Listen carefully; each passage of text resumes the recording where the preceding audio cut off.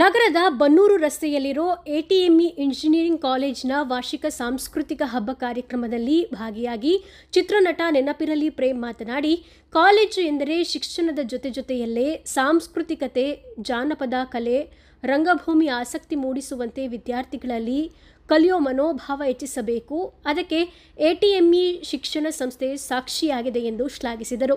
ಚಿತ್ರರಂಗದಲ್ಲಿ ನಟನಟಿಯರು, ನಿರ್ದೇಶಕ, ನಿರ್ಮಾಪಕರು ಹೆಚ್ಚಾಗಿ ಇಂಜಿನಿಯರಿಂಗ್ ವ್ಯಾಸಂಗ ಮಾಡಿ ಬಂದವರು ಎಂಬ ಪ್ರತೀತಿ ಇದೆ. ಮುಂದಿನ ದಿನದಲ್ಲಿ ಎಟಿಎಂಇನ ಯುವ ಕಲಾವಿದರ ಪ್ರತಿಭೆಗೆ ನಾನು ಪ್ರೋತ್ಸಾಹ ನೀಡುತ್ತೇನೆ.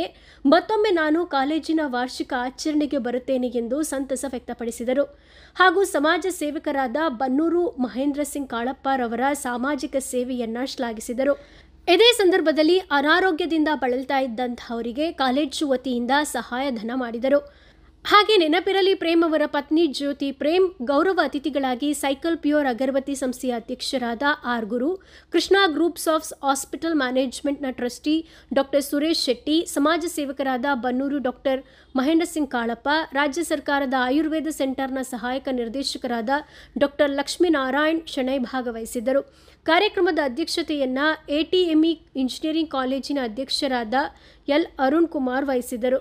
ಸಮಾರಂಭದಲ್ಲಿ ಕಾಲೇಜಿನ ಆಡಳಿತ ಮಂಡಳಿ ಕಾರ್ಯದರ್ಶಿ ಕೆ ಶಿವಶಂಕರ್, ಖಜಾಂಚಿ ಆರ್ ವೀರೇಶ್, ಪ್ರಾಂಶುಪಾಲರಾದಂತಹ ಡಾಕ್ಟರ್ ಎಲ್ ಬಸವರಾಜ್, ಉಪನ್ಯಾಸಕರಾದಂತಹ ರೋಹಿತ್, ಶಾರದಾದೇವಿ ಹಾಗೂ ಇನ್ನಿತರರು ಭಾಗವಹಿಸಿದರು.